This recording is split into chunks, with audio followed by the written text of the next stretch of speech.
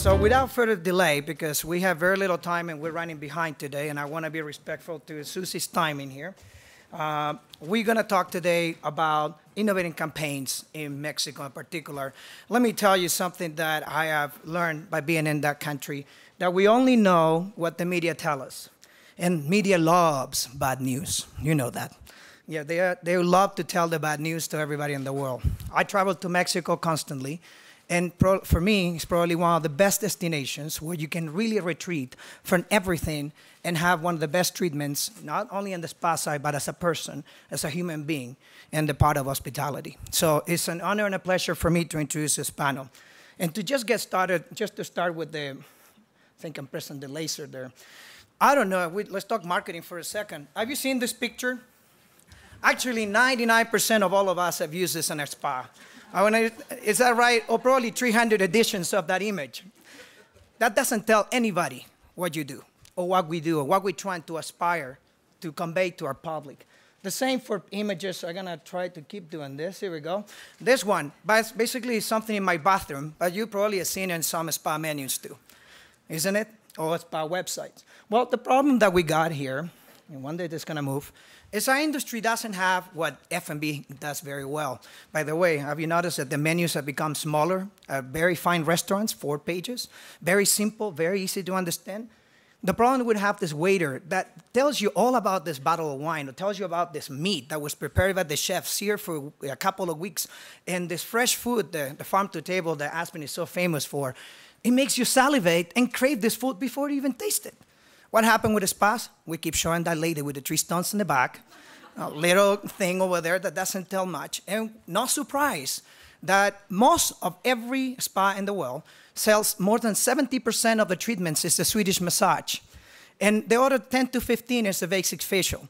And everything that you work so hard in creating these amazing experiences are basically done probably by your therapist once a month. It's like asking you to ride a bicycle once a year and be called Lance Armstrong. You will never do it. You know, that's a disfavor to our clients. And that's what's happening today. We don't convey the messages of the most beautiful thing we got. And to try to move quickly here, we're going to talk about a concept that I learned in Mexico. First of all, a very short video. I'm going to cut right in the middle. I'm going to destroy this video that a friend of ours gave us, a beautiful project. I'm going to destroy it just the way I destroy the English language on a daily basis. And I will tell you this, that this concept of wellness playground, which is a new word that I've been hearing around, about a place where you don't just go and have a treatment. It's a place that you go and discover yourself. It's a place that you go and explore, is what the video that we're going to see next conveys. If you tell me, send me to this website to see this property, I will think that it's located in a huge resort somewhere in Thailand. No, it's in the middle of downtown Mexico City, and it's basically a residential community, not even a hotel. So let's go and watch this video. And one day, can you bring the volume up, please? Not that much.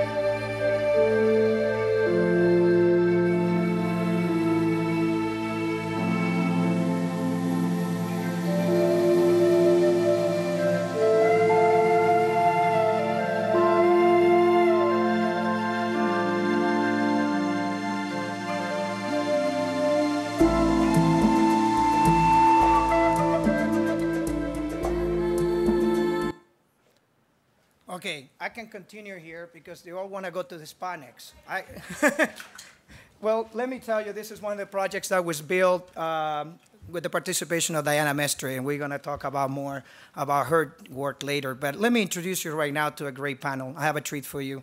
3 different perspectives about this country's development and renaissance when it comes to business, and also when it comes to education, and also when it comes to spas. The first person, Gina Diez Barroso, the Franklin. I didn't put the entire name over there because we Spanish people, we have like 20 names, you know? She's the president and CEO of Diarq, the Grupo Diarq.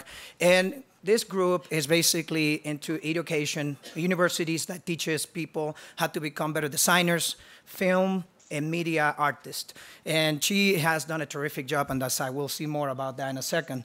Dr. Pedro Aspe is really a real treat. He just arrived a few minutes ago just to present to us. He's a former Minister of Finance for the country of Mexico under the presidency of President Salinas de Gortari. He serves in multiple boards, including the AAG company. Some of you know that company. Also is one of the advisory board members at Stanford Center for International Studies. And I can keep going on and on and on and on. This is a very accomplished individual we have the blessing to have here this afternoon.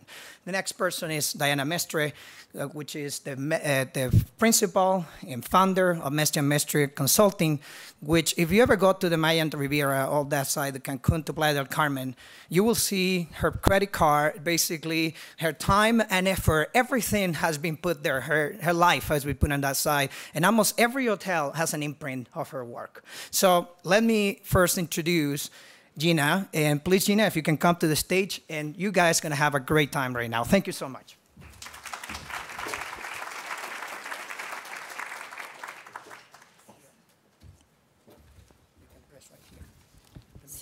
Van a pasar un video, ¿no? Okay, yeah. Sí. Thank you. Thank you very much, Susie, for having me. I think first they're going to show a video that about creativity. A few leaders from Mexico talking about creativity and what innovation is. La imaginación es el punto de partida de cualquier proceso que termina siendo innovador. No, la tecnología es una herramienta para desarrollar algo que ya creaste en tu mente. En el siglo XX, toda la creatividad se usó para vender y consumir. The end will be a final piece that I have seen somewhere in my head.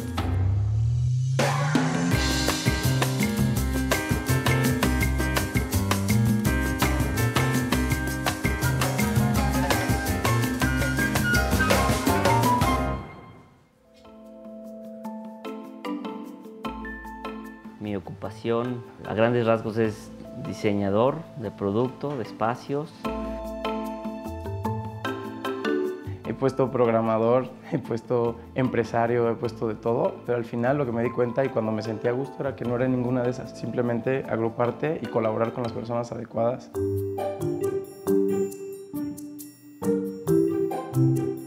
What I do admit very much within my practice is the fact that I can collaborate with other people, with a younger generation, to be able to create works of art. I basically need a table to work on in a small space, and I need a lot of telephone numbers of people that I can work with.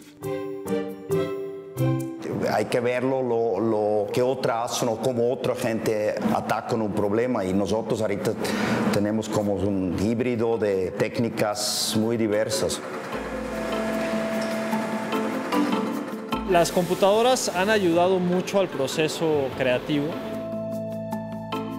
Things change dramatically with the entrance of digital material. Sin embargo, las piezas no nacen ahí. Esa es la salida de la pieza, es la manera en donde se imprime. Aquí trabajamos primero en idea con lápiz, papel, conceptos. La imaginación es el origen de todo, sin duda alguna. Y luego todo lo demás es construir el camino para llegar ahí. Ese camino puede ser sencillo o puede ser difícil. To be able to construct an idea, my first step is seeing and reading and listening. Precisamente esa inspiración es la fuerza de donde viene el querer generar, el querer crear. Si tu experiencia es muy limitada, pues tu creatividad va a ser muy mala. Entre más entiendas de ideas nuevas, más vas a poder hacer, o tu plato va a tener más información y por lo tanto va a ser un mejor plato. Ya seas arquitecto o carpintero o cocinero, pues siempre tienes esta necesidad de crear algo nuevo. Para mí, innovación creo que es teaming, not teamwork. Incluir diferentes ideas, diferentes jugadores a un gol común. No nace de un producto, de un momento de eureka, es de muchísimo trabajo y estar parado sobre una base de muchos años de experiencia, de conocimiento.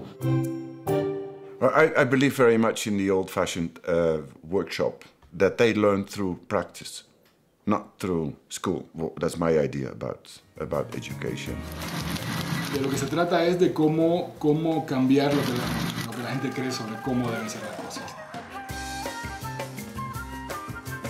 Si tú le dices a alguien, vamos a diseñar una silla, automáticamente la mente produce un respaldo con 4 patas. Si tú nada más cambias el planteamiento y dices, vamos a diseñar algo para posarnos cuando estemos cansados, la mente no puede pensar en silla y empieza un proceso mucho más interesante.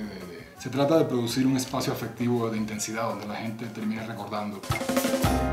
Ahí es donde vienen las nuevas herramientas, los nuevos paradigmas de desarrollo de algo. Son los que tienen hambre, los que más innovación producen. El apetito es lo que hace que la gente quiera ser mejor. Que innovar no es inventar tampoco, y ahí es donde mucha gente se confunde.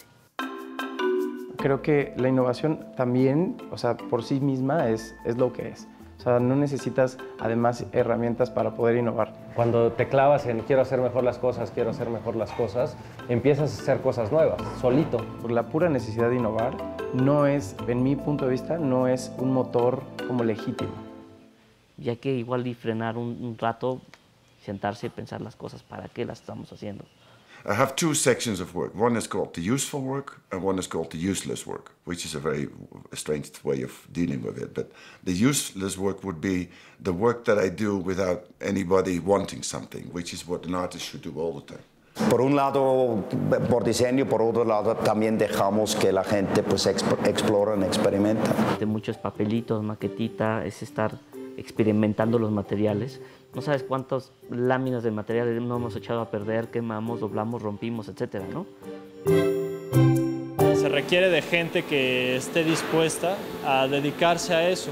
No siempre es el mejor negocio el estar en la innovación. Sin duda imaginación y sin duda innovación y sin duda como los procesos creativos, pero todo eso no es absolutamente nada sin orden.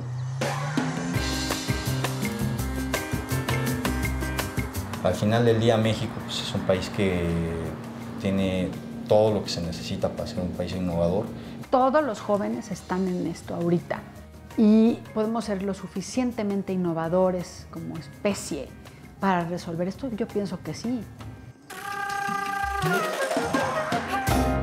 Not dying, staying alive. Thank you. Well, I think that it has been generally accepted that after science and technology, the digital revolution, the driving force behind innovation is creativity. Creativity has become the motor behind successful and sustained growth by first defining new solutions to old problems, new solutions to new problems, and also finding solutions to problems that we didn't even know they existed. Can creativity be taught? That's the question, and definitely we think it can. 16 years ago, we decided to break the barriers of how the young generation of creative students and individuals were being taught in the traditional universities. For 7 years, we traveled the world, seeing, listening, talking to the experts and the leaders in universities, doing research, looking for the problems to find the solutions. Finally, we were able to create a model that could let this group of very talented young individuals to create, to imagine, to innovate, and then to make a real change, not only in their lives, but also in the world they live in. In this very difficult time, when the world is upside down, when everybody talks about the economic crisis, there are also amazing opportunities, new industries that need to be created, environmental issues that need to be addressed, and require design interventions even divisions between companies that already exist. The need for full collaboration between disciplines is essential. The need to find peace and serenity in every day of this hectic life that we live in. Before, maybe it was an option. Now, it is a necessity. The obligation to make a difference in the world we live in, and also to make a difference in the life of the less fortunate, is not an option. A good example of this is a presentation that I saw in New York that the name was Designing for the Other 90.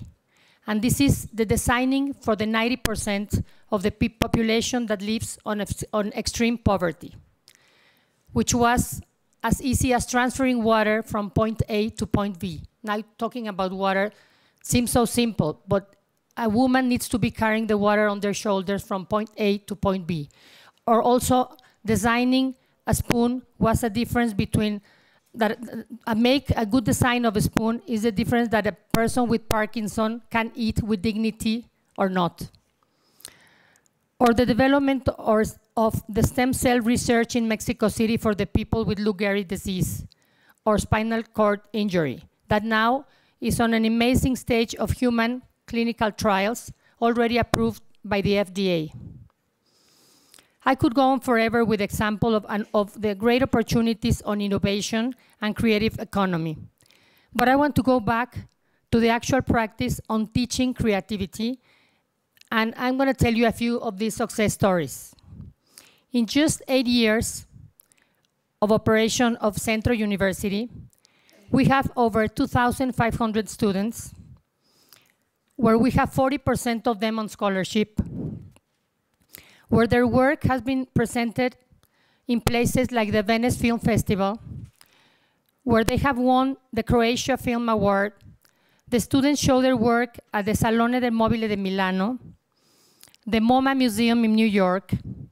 They won the world-acclaimed ADD Award in England, the Vitra Prize, the Design Biennale in Belgium, and just a week ago we were involved in the film that won the world-famous Cannes Film Festival. All of this was, and it is, because they have the ability to innovate, to create without limits, to change the existing models of education, to see and to listen, to work in multidisciplinary and interdisciplinary way, to imagine the imaginable, to design without boundaries, and to break the traditional way of thinking. They think big, and they see the impossible possible. Thank you very much.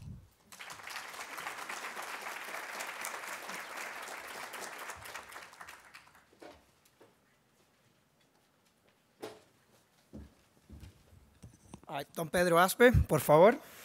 Gracias.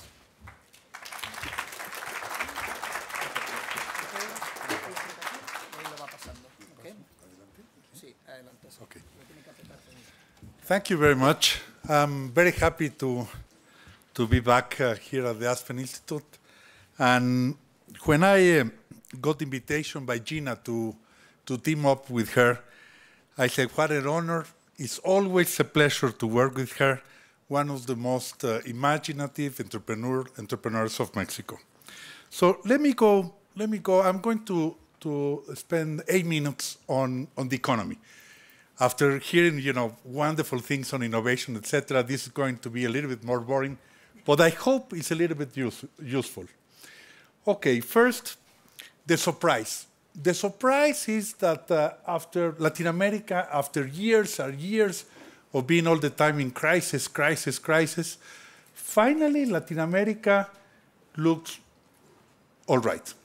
The country that has done everything, zero debt, zero fiscal deficit, 7% growth, Chile, in front of all of us. But Peru is doing it extremely well. Brazil, Colombia very well, and even Mexico now, starting to grow 5% without inflation for the first time. So when you look Latin America, relative to the world, we don't look that bad for the first time in years. Okay, if you look at growth, same thing. Chile, Peru, Colombia, going extremely well, and we are growing at 5 and increasing, accelerating, so it looks okay. Of course, we had the 2009 crisis. Mexico was overexposed to trade, to the US, and to the automobile industry. So we got all the things, but we recovered in 1 year. Let's go ahead. Look what happened. Mexico, in terms of employment, is 1/10 of the US, 1/10. So when the US in 2009 lost 8.5 million jobs, Mexico lost 850,000. But we recovered them in 12 months. And now we have added around 3 times that. So far, we in terms of employment, things are going well. Manufacturing exports now are growing at 2 digits, high 2 digits, and unemployment is finally growing. Next. Okay, first time in 50 years, we have the lowest inflation in Latin America, and we have a very competitive economy. Adelante. Okay, Mexico exports 3.5 times more than all the rest of Latin America combined. Of course, it's geography and it's NAFTA, but 3 times. Adelante. 90% of our exports are not commodity-driven, are manufacturers. And we have now 42 trade agreements with almost, 1/2 of the world, because it's the European Union, of course, NAFTA, and now we are entering into the opening with the Pacific. Adelante. Okay, we concentrate a lot in the US and in Canada, and we'll have to diversify lots more, which is true. But our exports are growing at 30% to Latin America. Adelante. Okay, when China entered the World Trade Organization, we really were hit hard. And let me tell you why, which is this graph on the lower right-hand side. China entered with very low unit labor cost, and it hit us hard. But as you know, the competitiveness of China has changed a lot, and now we are with lower costs. So let me tell you one story with names. Bell helicopters. They were produced in Chihuahua. In 1998, they left Mexico and they took the plant to Shanghai. 1,200 jobs. Fine. We are an open economy. You have to be more competitive. We have been doing the turnaround. We have been innovating a lot. Let me tell you, I was invited last November to cut the ribbon in Chihuahua. The plant is back. And it was tough. It was tough. It was tough, especially for the people of Chihuahua. But it's back. And it's back with 1,500 jobs.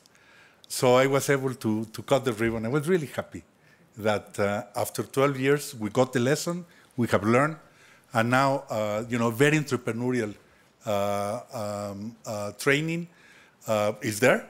Now we the Canadians just announced the creation of, the big factory to produce the executive jet, the Lear 85, is going to be produced in Querétaro of all places.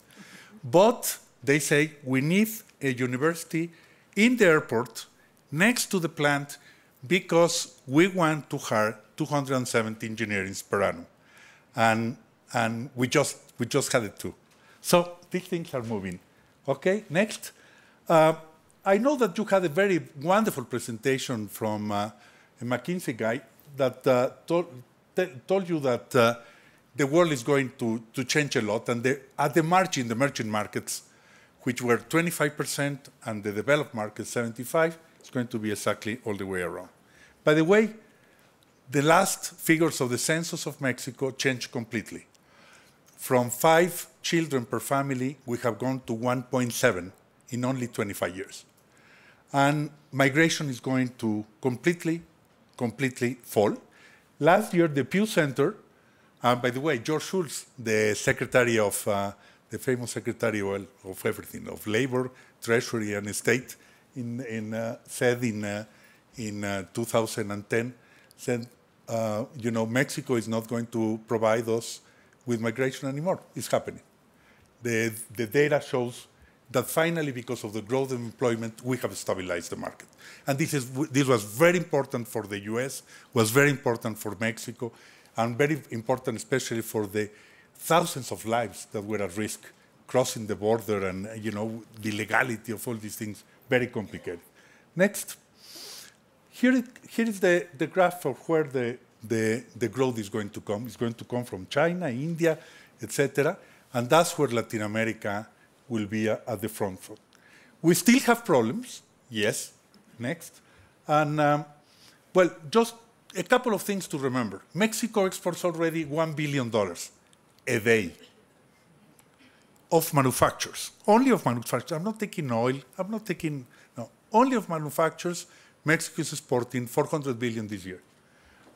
Employment is at record levels, international reserves, and the demographic transition is already here. This is the best news we have had, that is the change in attitude and the change of culture and education, especially with Mexican women. One last tragic point, let's go to the next one. Obviously, violence has been increasing because of the drug of wars, which is the thing that you read all the time in the CNN and in the newspapers. It's true. We have it lower than most of Latin America. It's also true. But it's at the border, and it's very delicate. Finally, for the first time, it's reversing itself. But this has been a really tough years, the last ones. But finally, this thing is turning around. So I will want to stop here and tell you three things. First, from a totally closed economy, government-owned, totally regulated, highly undemocratic, to an open society with democracy, with alternative political powers, with clean elections, and with a very vibrant private sector. So this is what has happened in the last years, and we look now to a better future. Thank you.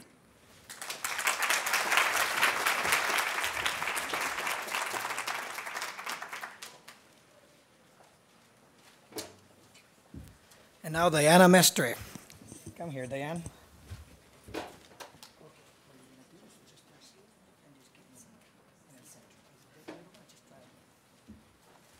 Well, now you know why you have to come to Mexico, invest, and innovate, right? Oh, okay. Is that better? Yes? Okay. Innovation through indigenous inspiration, a truly journey of imagination. Innovation through indigenous inspiration is the birth of the cultural spa movement. Culture is the heritage of society which is passed from generation to generation, thus preserving a better quality and value of human living. Spa science, empowered by innovation that draws its inspiration from native methods of healing, ancient indigenous wisdom, knowledge of the land, its people, its traditions, and values, opens a new dimension of wellness.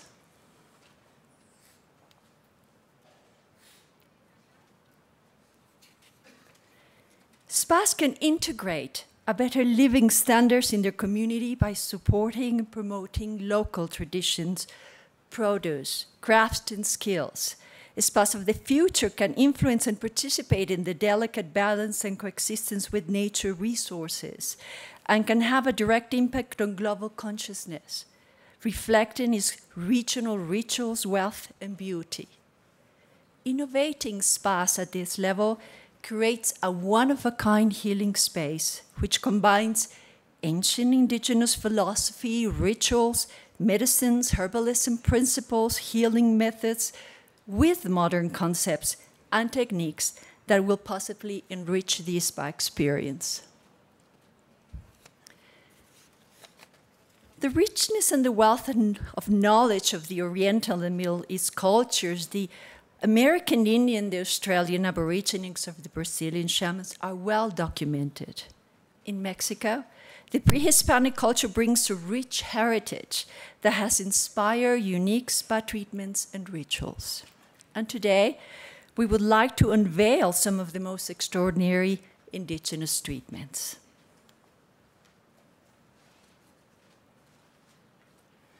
Mexico's gift to the world. The Mayan, the Aztec, the Otomi cultures in the pre-Hispanic Mexico are a rich source of inspiration for some of the country's most prestigious spas. Curanderas, shamans, and Mexican body artisans participate in unique rituals that keeps Mexico so alive.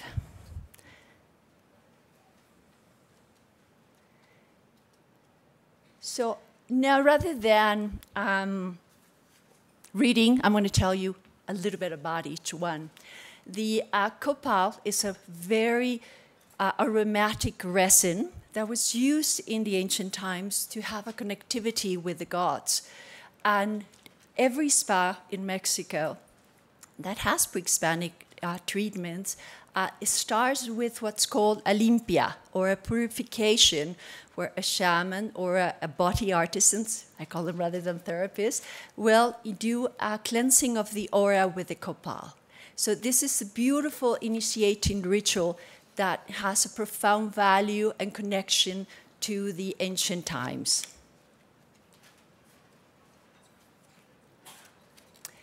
Temazcal.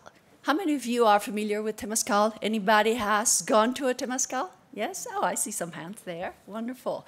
Temazcal comes from Cali, which means home, and Temas, which means steam. And it has the shape of the mother womb. And it's been a part of Mexico's tradition to really incorporate a balance of both body and spirits. And today's spas really incorporate like a shorter version of the real strong 2 hours that you do. So it's a shorter concept, but it's to leave all your problems, to live in the present moment, to have a moment of mindfulness, to empty of everything you don't need in life. And I've seen incredible transformations on guests that go through the Temazcal experience. So it's kind of magical, has, you know, that circle, that center.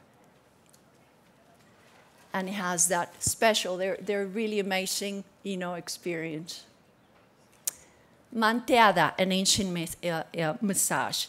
Manteada is, it used to be used by the midwives in Mexico to align the spine and help in the process of childbirth. And spas today use this Mexican shawls like to balance and stretch your body. So we call it the Mexican Thai massage. So it's a beautiful treatment, amazingly relaxing and balancing, and it's used with rebosos. So this is, you know, a very, very special experience that we hope will take over in many of the spas around the world. Beautiful shawls and rebosos. This is a reboso. Ooh, okay, the Kukulkan massage. The Kukulkan massage is based on the Mayan cultural roots, and it represents Mayan cosmovision. It's actually performed by two therapists or two body artisans, and it has a very special choreography that integrates three special animals that were very representative of the Mayan culture, which is the jaguar, which was the keeper of the underworld, the serpent, which represents the earth and the present moment, and the eagle that represents, you know, the ethereal, the connection with the gods. So this is also a very, very starting special center in the Cancun area, the Holistic School of Mayan Therapies. And it is really, truly an experience that leaves guests with a cultural imprint of where they're going.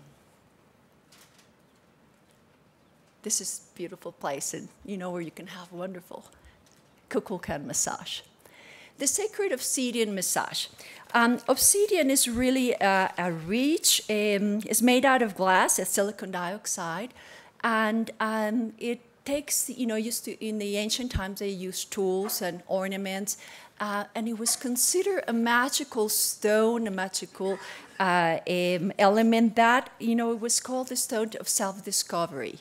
And it has the wonderful thing to take any shape that you want to design it with, so there's different shapes of the obsidian stones, and now it's combined with many of the modern techniques of hot stone therapy to create the obsidian, the sacred obsidian experience. And it's truly different from the river stones. It's really, really a special elements that are used throughout the entire massage.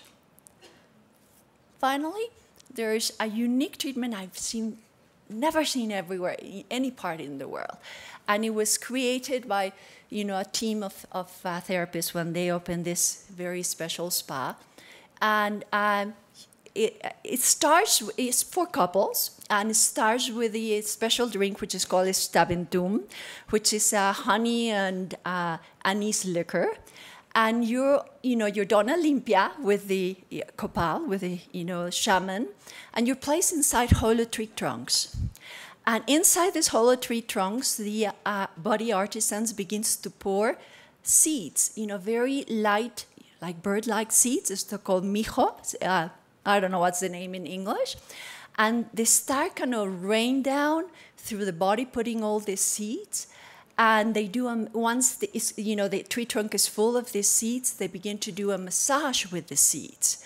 And this is accompanied by drums and songs of fertility and, abundance for your body and your, mindfulness and presence and connection with the earth.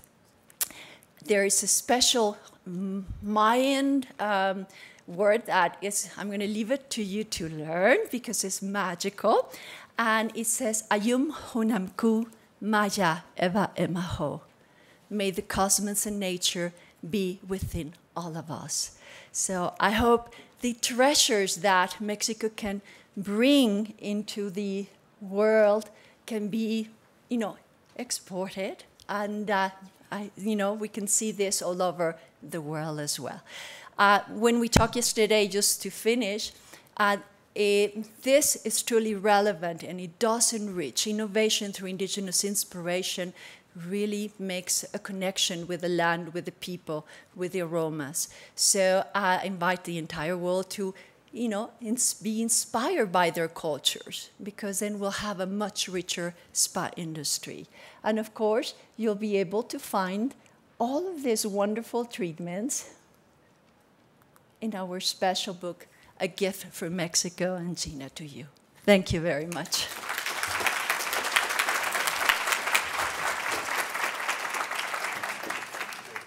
And just in closing, because we only have a few minutes and we try to make it shorter, I wanted to thank you, everybody on the panel today. Actually, when I was just thinking about the group of people we got, I can compare it to the Renaissance time. In one part, I will have a Medici family member, that will be Gina. I will have the Prince from Machiavelli, and Dr. Aspe, and I will have a Michelangelo and Diana Mestre. You guys have a wonderful afternoon. Thank you, everybody.